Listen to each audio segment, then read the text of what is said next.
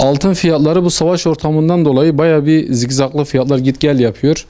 Uzun vadede alım için çok iyi fiyatlar buradan. Yani parası olan fiyatları kaçırmasın. Uzun vadede bu fiyatlar yani herkesin kazanabileceği fiyatlar bu. Muhakkak eder. Uzun vadede altın fiyatları hiçbir zaman altın gördüğü fiyatları unutmaz. 8 binlerden buraya da geldi. Şu anda altın 24 ayar 6600 civarlarında. Yani uzun vadede 8-10'ları çok rahatlıkla görebilir yani bu fiyatları. Bu fiyatları hiç kaçırmasınlar. Yani dediğim gibi daha 2 ay önce 8 binlerdeydi fiyatlar.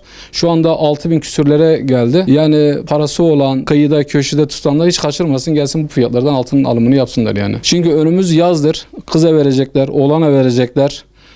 Muhakkak kendilerine altın lazım olacaklar. Yani kıyıda, köşede parasını tutanlar bu fiyatlardan kaçırmasınlar, altınlarını alsınlar yani.